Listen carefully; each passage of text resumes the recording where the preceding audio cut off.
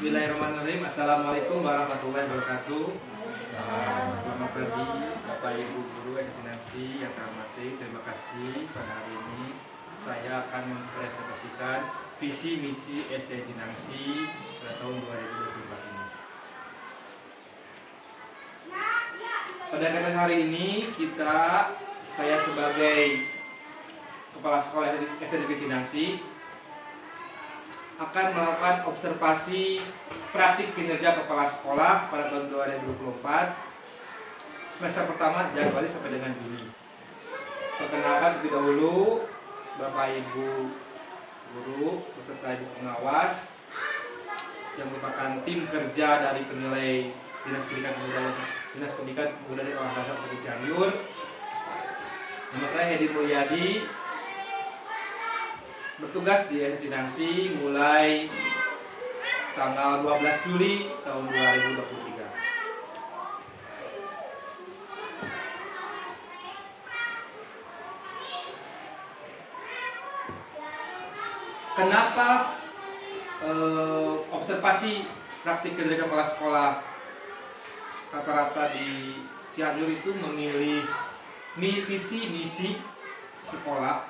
Itu dikarenakan hasil dari rapot pendidikan pada tahun 2023. Di Cinangsi sendiri pada tahun 2023 mengalami penurunan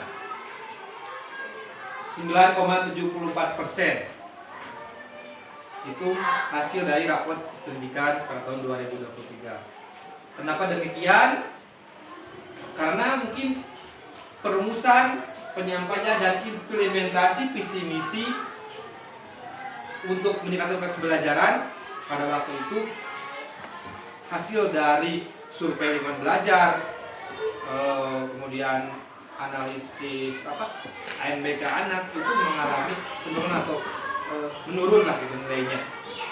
Maka dari itu pada observasi praktik kinerja tahun 2024 saya memilih tentang visi misi SD Cinangsi.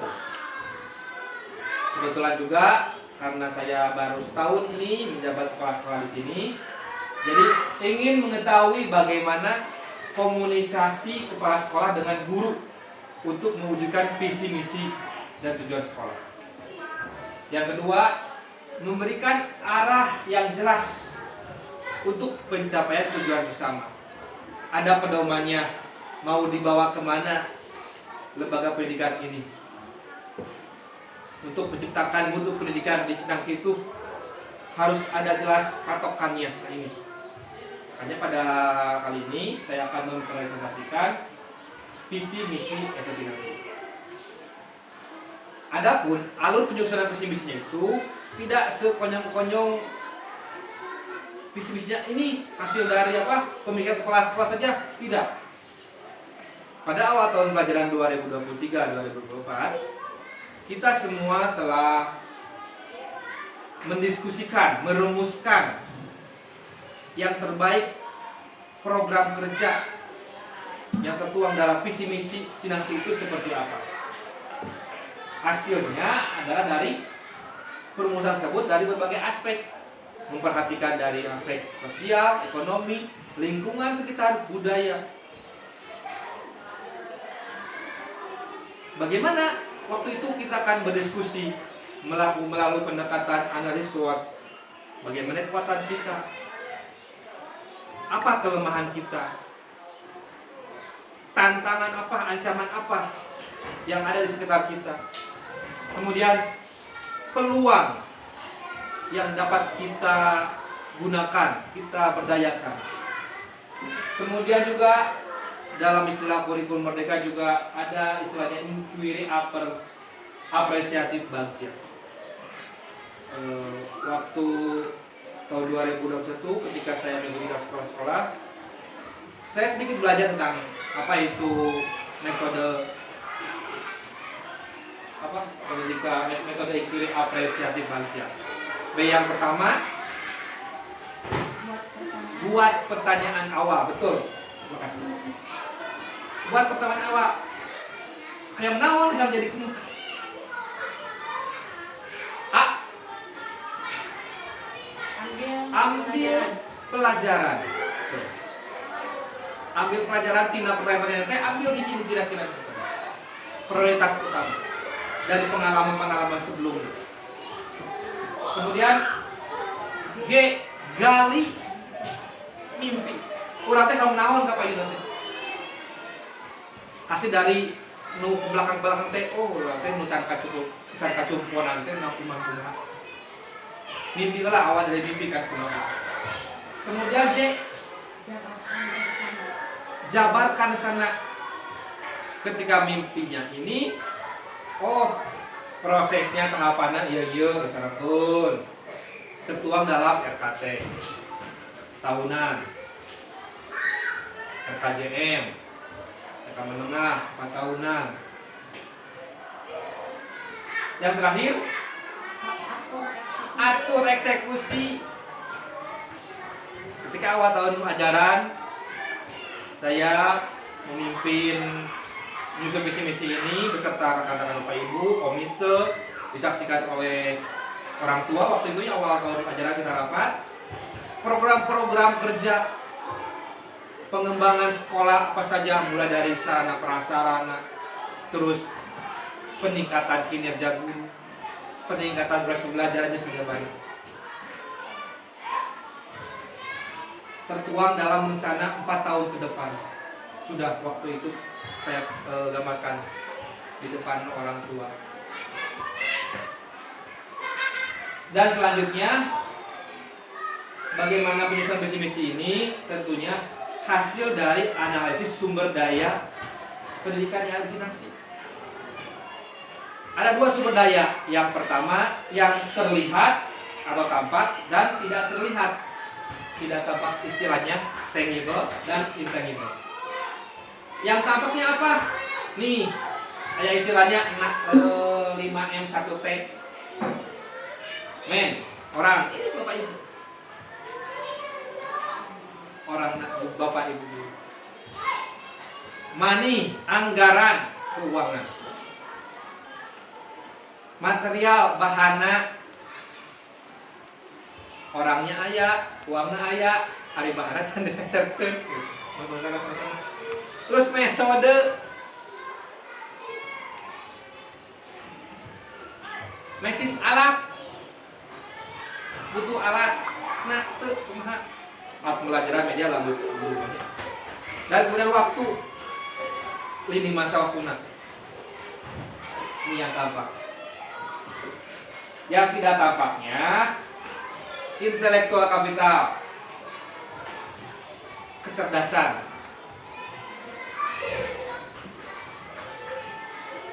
sumber daya kecerdasan Bapak Ibu, anak sadik kita. Kumaha ayeuna kondisina. Kemudian sosial kapital, kepercayaan masyarakat, dukungan dari partisipasi orang tua seperti apa.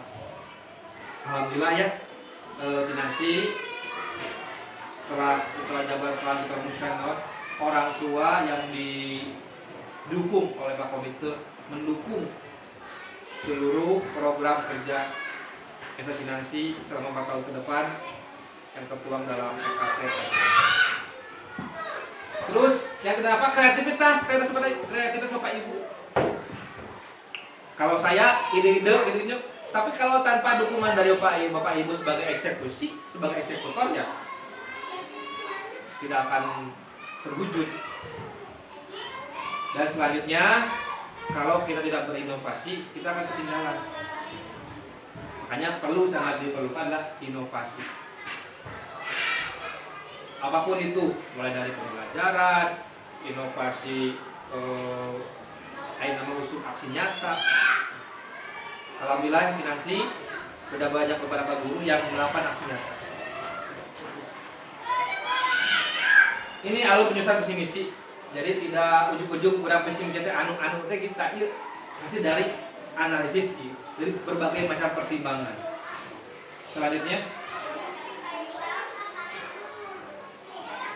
visi misi Sinangsi yang telah kita sepakati yang tertuang dalam KWSP, terwujudnya peserta didik yang berakhlak mulia, berbudaya, berprestasi, dan berwawasan global.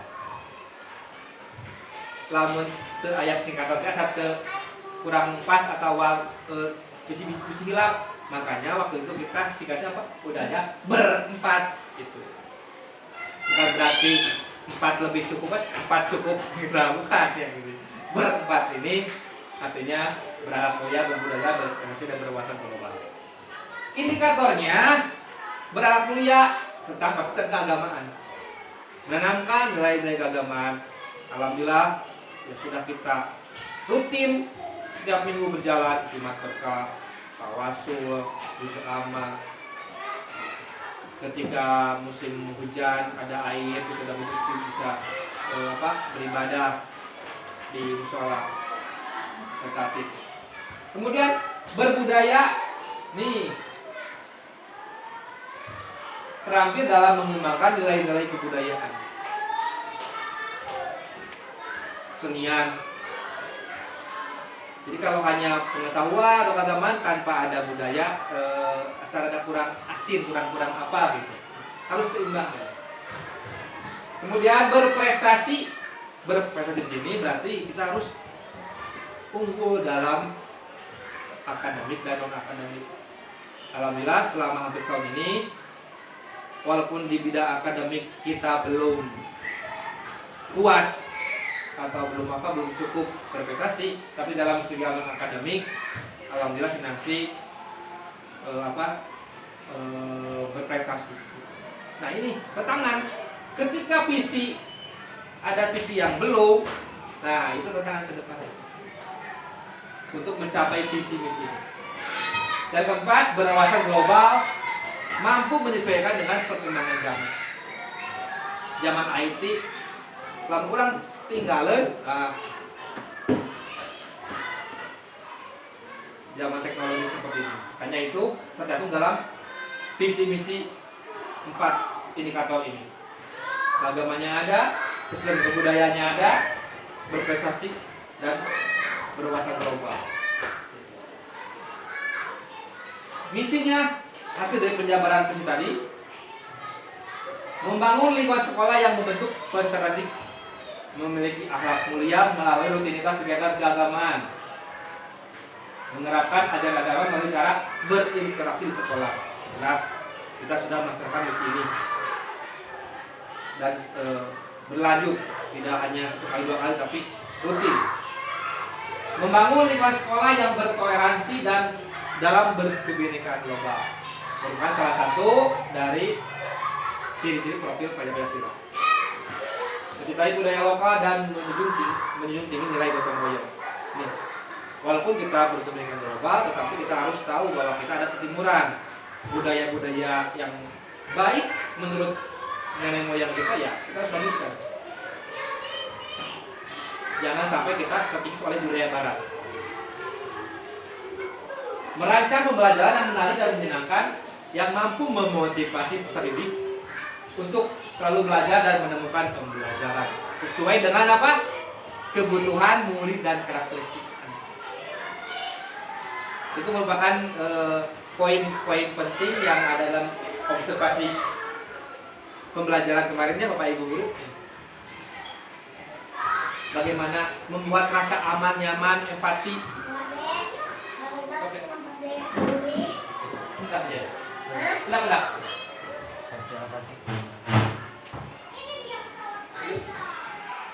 Membina prestasi olahraga dan seni budaya sesuai bakat minat sekolah.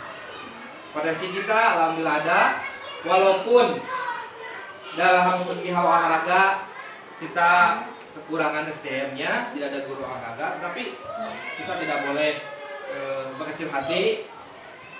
Selagi ada potensi anaknya, insya Allah kita bisa kembangkan.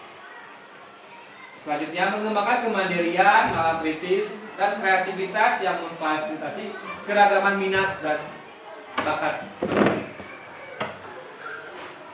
Mengembangkan program sekolah yang membentuk ide dan gagasan cepat tanggap terhadap perubahan yang terjadi untuk merancang inovasi. Yang diinginkan oleh orang tua adalah yang tampak, konkret, bukti nyata sanes waos unggul. Yang diinginkan oleh dinas seperti apa, yang diinginkan oleh guru seperti apa. Kita harus bisa mengayomi, memenuhi. Makanya ada istilahnya seperti ini kan, saya selalu jago saya bilang, student well-being, kebahagiaan murid, people well-being, orang tua, masyarakat harus bahagia, teacher well-being, guru dan tenaga pendidikan bahagia, dan birokratik well-being, birokrasi juga harus kita buat bahagia. Bagaimana bisa?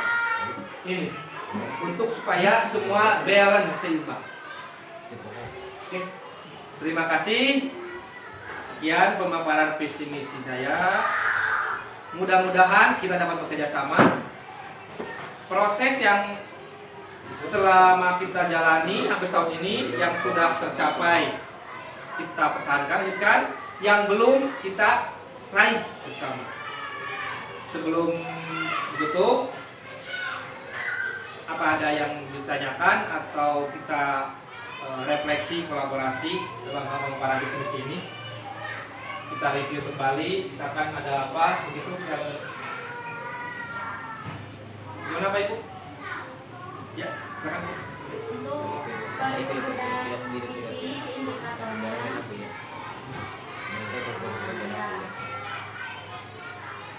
mengembangkan kemandirian, mengembangkan program sekolah yang memiliki ide dan gagasan kita tanggap terhadap perubahan yang terjadi untuk melakukan inovasi. Sebenarnya kita lebih konkret Pak, bagaimana kalau kita buat yang lebih konkret redaksinya supaya jelas jika misi ini dibaca oleh orang lain. Kira-kira program sekolah yang membentuk ide dan gagasan kita tanggap terhadap perubahan itu dalam bentuk apa kira-kira ya? Oke, terima kasih Bu Ade. Bapak Ibu yang lainnya yang mau menanggapi. Jadi ide-ide dari sekolah yang tertuang dalam misi ini teh harus cepat tanggap lamun usum nawat apa kehoyong orang tua teh itu ya gitu. Ya. Jadi konkretnya apa, bukti konkretnya apa? Misalkan begini, ini musim kemarau, sanitasi air kita kurang layak, kita udah tahu itu merupakan kelemahan kita di lingkungan kita ini. Kalau musim kemarau, 1 bulan kemarau air sudah susah. Ini mungkin itu bukti konkretnya untuk cepat tanggapnya seperti apa.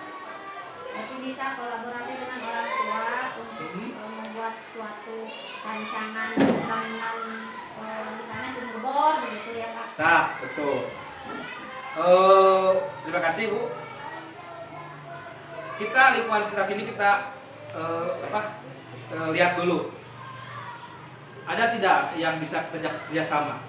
Misalkan lingkungan meskin sekitar atau ada sumber air yang bagus, kita bisa sharing atau kita bisa meminta bantuan kepada di sekitar, ataupun seperti hal tahun kemarin juga kita berkolaborasi dengan SMP 9 Haringgo karena pihak SMP mempunyai sumur yang lumayan awet, walaupun jauh kita untuk memompanya kita fasilitasi alatnya, alhamdulillah itu dapat. Nah maksudnya gini, untuk supaya kita bertahan survive-nya dalam hal kebutuhan pengembangan program sekolah tersebut, gimana itu bagus betul kedepannya ya kita bercerita kalau ada anggaran atau ada partisipasi dari orang tua untuk membuat sumur bor itu lebih enak gitu. Kalau kita memiliki sendiri sarana prasarannya. Terima kasih. Oke. Udah. Oke, ada lagi apa Ibu yang kita rumuskan, kita bahas hasil dari pemaparan saya tentang visi misi SDG tahun 2024? Cukup. Terima kasih. Intinya saya harapkan saya tidak dapat mewujudkan visi misi ini tanpa kerjasama semua pihak. Bapak Ibu guru, komite, orang tua, nanti kita akan refleksi. Bisa dalam bentuk besar udah alhamdulillah bahwa dia mengemukakan pendapat. Nanti saya akan memberikan refleksi ke Pak Komite, orang tua sebagai umpan balik terhadap hasil pencapaian visi misi Cina tahun 2024 ini. Baiklah, saya kira cukup sekian. Mohon maaf bila ada salah kata. Terima kasih Bapak Ibu guru, Ibu pengawas, Pak Kodik.